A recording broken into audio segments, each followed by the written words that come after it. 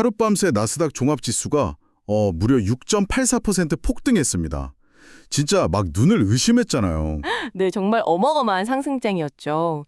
13거래일 연속으로 상승하면서 24,000선을 그냥 돌파해버렸으니까요. 그렇죠. S&P 500도 4.54% 올랐고 일본 니케이 225는 58,000을 뚫었습니다. 우리 코스피 역시 6,250선에 안착을 했거든요. 와, 그야말로 역대급 불장이라고 할 수 있죠. 시장 투자자들이 꽉 쥐고 있던 안전벨트를 드디어 풀고 샴페인을 터뜨리는 것 같습니다. 맞아요. 그런데 재미있는 건 이 화려한 축제의 한가운데서 한국에서는 완전히 다른 톤의 메시지가 나왔단 말이죠. 퇴임을 앞둔 한국은행 총재가 뼈아픈 경고를 날렸잖아요. 네, 우리 경제가 그저 진통제로 버티고 있을 뿐이다. 이런 묵직한 발언을 했죠. 그래서 청취자 여러분, 오늘 우리가 파헤칠 2020년 4월 21일자 글로벌 뉴스 및 마켓 브리핑 리포트는 바로 이 기묘한 모순을 담고 있습니다. 오늘의 심층 탐구 시간에서는 폭발적으로 솟구친 이 글로벌 증시의 진짜 동력을 분석해보고요. 그리고 그 눈부신 지표 이면에 가려진 실물 경제의 거대한 구조적 균열을 함께 해독해 볼 텐데요.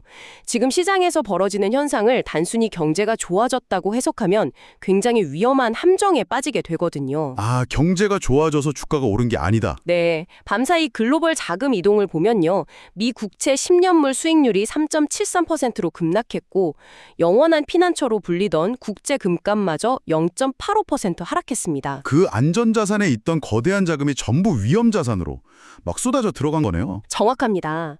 근데 이게 실물 경제 체력이 하루아침에 강해져서가 아니라 시장을 짓누르던 엄청난 압력이 일시적으로 훅 풀려난 것에 가깝거든요. 아, 압력이 풀려났다. 이 표현이 딱 와닿네요. 약간 예전에는 이런 상황을 롤러코스터에 많이 비유했는데 사실 지금은 롤러코스터라기보다는 그 한계치까지 막 끌어오르던 압력솥의 밸브가 갑자기 확 열린 느낌이랄까요? 오, 아주 정확한 비유입니다. 증시를 짓누르던 그 압력솥의 뚜껑, 그러니까 가장 큰 공포의 근원에는 결국 중동의 지정학적 리스크가 있었잖아요. 그렇죠. 이번 리포트를 보면 트럼프 정부가 이란이랑 2차 대화를 조율 중이라는 소식이 나오면서 시장 태세가 완전히 뒤집혔죠. 네, 여기서 자본주의 시장의 본질적인 생리를 엿볼 수 있는데요. 시장은 나쁜 뉴스보다 불확실한 뉴스를 훨씬 더 혐오합니다. 아, 불확실한 게 제일 싫다. 맞아요. 미국과 이란이 대화를 시작한다고 해서 당장 중동에 영구적인 평화가 오거나 글로벌 공급망이 완벽히 정상화되는 건 절대 아니거든요. 네네, 그냥 대화만 하는 거니까요. 그렇지만 적어도 최악의 군사적 충돌로 치닫는다. 이 시나리오 하나는 지워진 셈이죠. 즉, 불확실성이라는 안개가 걷히고 계산 가능한 리스크로 전환된 겁니다. 거대한 공포 할인율이 제거됐다. 이렇게 볼 수 있겠네요. 그렇죠. 그 결과 대기하고 있던 막대한 잉여 자본이 위험 선호 현상, 즉 리스크 온으로 급격히 태세를 전환하면서 지수를 폭발적으로 밀어 올린 겁니다. 잠깐만요. 여기서 좀 짚고 넘어갈 게 있습니다. 공포가 사라져서 증시가 올랐다는 건 완전히 이해가 가거든요. 근데 어쨌든 코스피가 6,250선에 안착했고 원달러 환율도 1,480원대로 되게 안정적으로 버티고 있단 말이죠. 네, 겉보기엔 아주 훌륭하죠? 그러니까요. 성적표가 이렇게 훌륭하다면 한국 경제의 기초 체력 자체도 좀 승승장구하고 있다고 봐야 하는 거 아닌가요? 근데 왜 이창용 한국은행 총재는 굳이 이임사에서 찬물을 끼얹듯이 구조개혁을 막 부르짖은 걸까요? 바로 그 화려한 성적표가 만들어내는 착시 현상을 경고한 겁니다. 환율이 방어되고 지수가 오르는 1등 공시는 한국 경제 전반의 체질이 개선돼서가 아니거든요. 그럼 뭐 때문이죠? 압도적인 반도체 호황이라는 단 하나의 강력한 엔진 덕분입니다. 아, 반도체 하나로 버티고 있다. 네, 이 총재 발언의 핵심은 중앙은행의 통화정책, 즉 금리를 올리고 내리는 것만으로는 저출생과 저성장이라는 국가적 난제를 절대 해결할 수 없다는 선언이었습니다. 와, 금리 조절 같은 거시 정책을 주도하는 수장이 스스로 내 무기에 한계가 있다. 이렇게 인정하는 건 꽤 이례적이네요. 굉장히 이례적이고 또 솔직한 고백이죠. 비유하자면 환자가 되게 심각한 질환을 앓고 있는데 의사가 제가 처방하는 진통제로는 이제 한계가 있으니까 당장 생활습관 뜯어고치고 대수술 받으셔야 됩니다. 이렇게 최후 통첩을 날린 셈이군요. 진통제라는 비유가 진짜 상황의 핵심을 찌르네요. 진통제를 맞고 고통이 사라진 걸 병이 나았다고 착각하면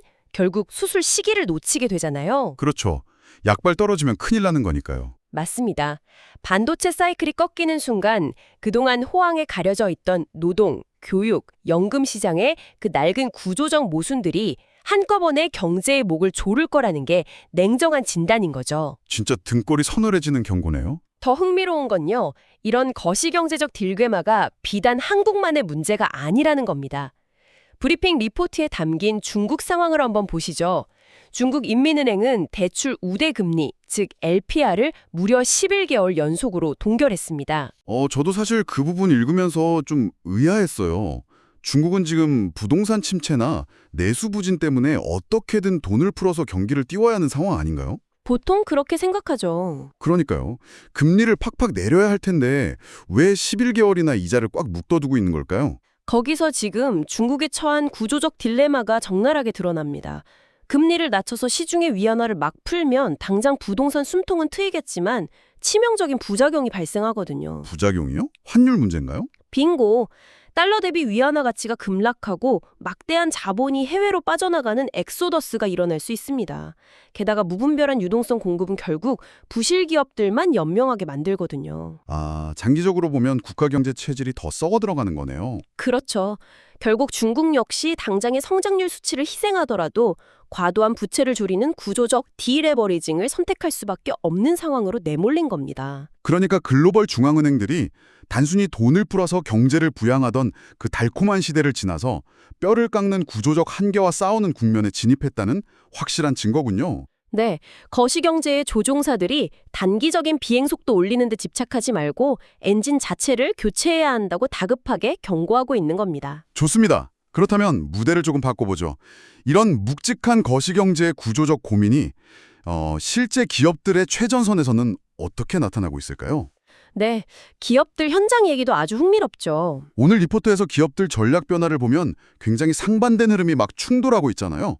한쪽에서는 인베스터 홀딩스가 WFB 인수라는 공격적인 M&A를 통해서 1분기 순이익을 무려 83%나 끌어올렸어요. 덩치 키우기에 성공한 거죠. 네, 아주 성공적인 베팅이었죠. 그런데 반면에 지금 가장 뜨거운 화두인 AI 생태계에서는 뜻밖의 급브레이크가 걸렸단 말이죠. 오픈 AI하고 대형 리테일 기업들 간의 협업 논의가 중단됐다는 소식이 실렸어요. 이건 어떻게 봐야 합니까? 이게 진짜 우리에게 중요한 질문을 던지는 대목인데요. AI 생태계가 마침내 환상에서 깨어나서 수학을 하기 시작했다는 아주 중요한 신호입니다. 수학을 하기 시작했다고요? 네, 불과 한 1, 2년 전만 해도 AI 시장은 철저하게 포모, 즉 FOMO의 지배를 받았거든요. 경쟁사가 AI 도입한다니까 우리도 뒤처지면 안 된다. 이런 불안감에 맹목적으로 파트너십 맺고 천문학적인 돈을 쏟아부었죠. 막 너도 나도 다 AI 한다고 난리였잖아요. 그렇죠. 근데 초기 열광이 싹 거치고 난 뒤에 기업들 재무제표에 감당하기 힘든 컴퓨팅 비용이라는 청구서가 날아들기 시작한 겁니다. 근데 잠깐만요. 리테일 산업, 그러니까 소매업이라말로 소비자 행동 패턴 예측하고 맞춤형 상품 추천하는 게 완전 핵심이잖아요. 그렇죠. 데이터가 생명이니까요. 그럼 방대한 데이터를 다루는데 초거대 AI만큼 완벽한 도구가 또 있을까요? 논리적으로만 보면 제일 먼저 가장 적극적으로 도입해야 할 분야 같은데 굳이 여기서 협업을 중단하는 이유가 뭔가요? 말씀하신 대로 기술적인 궁합은 정말 완벽합니다. 문제는 아까 말씀드린 수학, 즉 수익성의 메커니즘이에요. 거대한 언어 모델을 구동하기 위한 추론 비용, 그러니까 서버랑 전력 비용이 상상을 초월하거든요. 전기세나 서버비가 엄청나긴 하죠. 예를 들어서 리테일 업체가 AI를 이용해서 고객 취향을 완벽히 분석한 다음에 10,000원짜리 양말 세트를 추천한다고 가정해보죠. 그런데 그 추천 하나를 만들어내기 위해 돌아가는 AI 호출 비용이랑 서버 유지비가 양말 팔아서 남기는 마진보다 더 비싸다면 어떻게 될까요? 양말 팔수록 손해보는 거예요. 완전 배보다 배꼽이 더 퍼지는 상황이군요. 바로 그겁니다. 비즈니스 모델 자체가 아예 성립을 안 하는 거예요. 오픈 AI랑 리테일 분야의 협업 논의 중단은 기술이 부족해서가 아닙니다. 그럼 철저히 돈 문제군요. 네. 도입 비용 대비 실질적인 투자 자본 수익률, 즉 ROI가 안 나온다는 현실적인 한계에 봉착한 거죠. 이제 기업들은 그럴듯한 혁신이라는 타이틀보다 기존 시스템과 중복되는 비용은 없는가, 정말로 이윤을 창출하는가를 냉혹하게 따지기 시작한 겁니다. 아, 실효성 검증 단계, 즉 기업 입장에서도 진정한 의미의 구조개혁을 시작한 거네요. 맞습니다. 초기 AI 시장의 맹목적인 협력을 넘어서 이제 거품을 걷어내는 옥석 가리기에 들어간 거죠. 와, 기술의 화려함보다 계산기의 냉혹함이 승리하는 생태계의 현실이네요. 기업 생태계의 민낯을 이렇게 논하다 보니까 리포트에 등장한 또 다른 되게 흥미로운 사례로 자연스럽게 연결이 되는데요. 네, 어떤 사례죠? 바로 바닥 매트 제조업체인 알진매트 사건입니다. 경쟁사 제품에 막 조직적으로 비방 댓글을 달았다가 공정위로부터 5억 원의 과징금을 맞았어요. 네, 꽤 큰 이슈였죠. 근데 이 소식하고 나란히 올해 1분기 산업재해 사망자가 역대 최저치를 기록했다는 소식이 같이 실렸거든요. 이 두 가지 팩트가 시사하는 바가 뭘까요? 이 두 사례를 묶어서 보면요. 산업의 패러다임이 단순히 좋은 제품을 싸게 파는 것에서 기업이 어떤 윤리적, 사회적 인프라 위에서 작동하는가로 이동했음을 극명하게 보여줍니다. 제가 조금 삐딱하게 질문을 하나 던져보겠습니다. 알진매트가 5억 원 과징금 낸 거 뭐 뼈 아프겠죠. 하지만 기업 전체의 존립을 흔들 만큼 그렇게 치명적일까요? 네, 그렇게 생각하실 수 있죠. 게다가 산재 사망자가 줄어든 건 윤리적으로 너무 훌륭한 일이지만 냉정하고 주판화를 튕기는 비즈니스 세계에서는 그 안전관리 시스템 구축하는 막대한 비용이 오히려 기업 경쟁력을 갉아먹는 요인이 될 수도 있지 않나요? 굉장히 현실적이고 날카로운 반론이네요. 하지만 오늘날의 시장 메커니즘은 과거랑 완전히 다르게 작동합니다. 알진매트의 5억 원 과징금, 그거 단순히 벌금 영수증 한 장 내고 끝나는 문제가 아니에요. 그럼 또 다른 타격이 있나요? 요즘 소비자들은 플랫폼 알고리즘이랑 리뷰 시스템에 절대적으로 의존하잖아요. 공정위 제재를 받는 순간 이커머스 플랫폼의 추천 알고리즘에서 완전히 불이익을 받게 됩니다. 게다가 기관 투자자들의 ESG 투자 배제 명단에 오르면서 파생되는 손실은 수백억 원 단위로 훅 커지죠. 와, 5억이 5억으로 끝나는 게 아니군요. 평판 하나 삐끗하면 알고리즘에서 삭제당하는 거네요. 그렇죠. 산재 문제도 마찬가지입니다. 중대재해처벌법이 시행되는 지금 시스템에서 공장 내 사망사고가 발생한다. 이건 단순히 도의적 책임을 넘어서 공장 가동 전면 중단이랑 경영진 구속으로 바로 이어집니다. 아, 안전비용 조금 아끼려다가 기업의 생산 라인 자체가 아예 멈춰버리는 리스크를 감수해야 하는 시대군요. 네, 제가 덧붙이자면요. 과거에는 윤리경영이나 근로자 안전을 제품 원가 외적인 약간 선택적 지출로 여겼다면 이제는 비즈니스를 영위하기 위한 필수 구조 비용으로 시장에 아예 강제하고 있는 겁니다. 필수 구조 비용이요?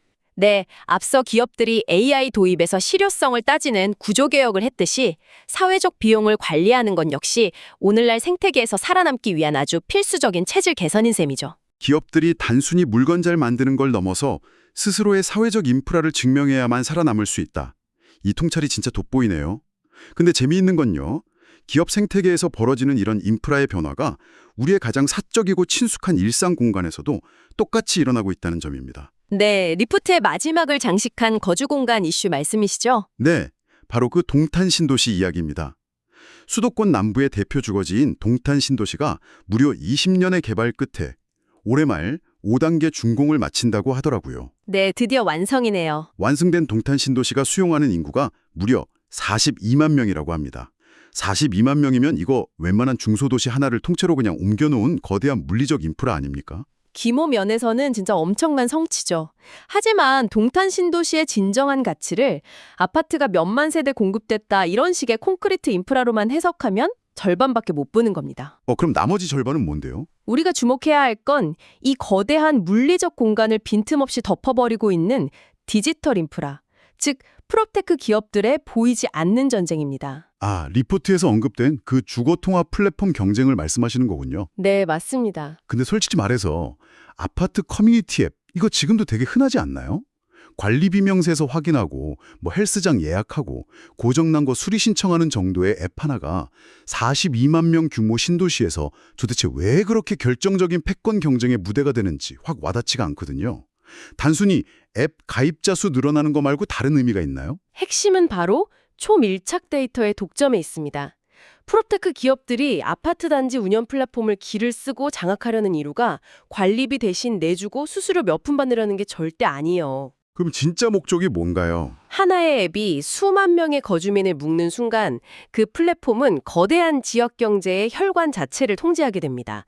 특정 가구가 에너지를 언제 제일 많이 쓰는지, 어떤 모빌리티를 타고 출퇴근하는지 다 알 수 있죠. 와, 데이터가 그냥 다 모이겠네요. 게다가 입주민 간의 중고거래나 동네 알바 같은 지역 내 긱 이코노미의 흐름까지 모조리 다 하나의 플랫폼 안으로 빨려 들어오는 겁니다. 듣고 보니까 좀 소름이 돋네요.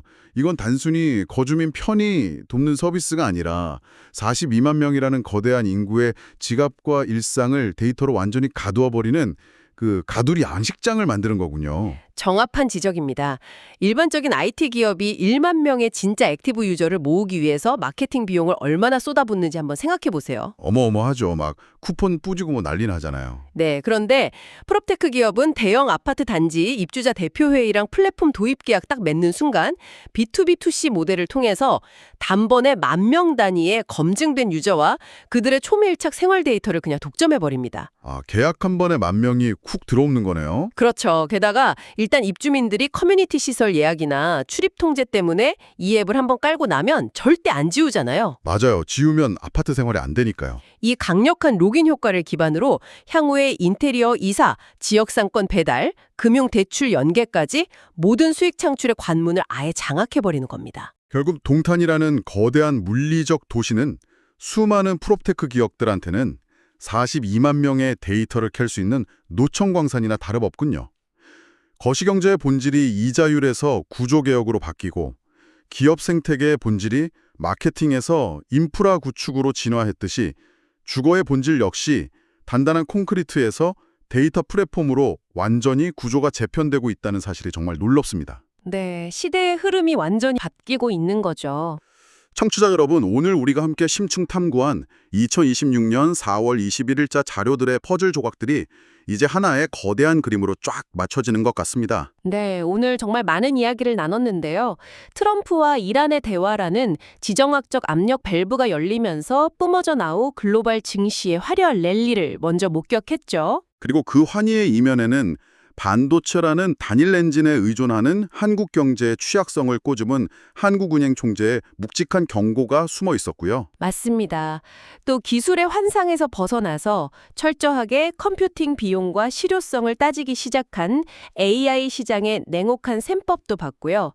사회적 비용을 감당하지 못하면 결국 도태되는 기업 생태계의 재편도 살펴봤죠. 마지막으로 42만 명 신도시의 데이터를 통째로 집어삼키려는 프롭테크 기업들의 디지털 인프라 패권 전쟁까지 쭉 훑어봤습니다. 이 모든 이슈를 관통하는 키워드는 결국 구조적 변화라고 할 수 있겠네요. 겉으로 드러나는 화려한 숫자나 주가 지표, 새롭게 지어진 아파트의 으리으리한 외관 같은 표면적 현상에만 시선을 빼앗기면 세상이 변하는 진짜 방향을 놓치게 됩니다.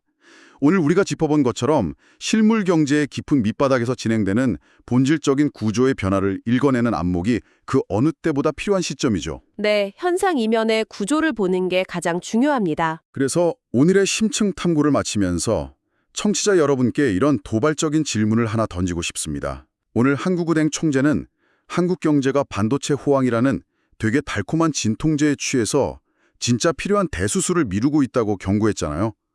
여러분, 이 묵직한 경고를 우리 개인의 삶에 한번 대입해보면 어떨까요? 개인의 삶에요. 네.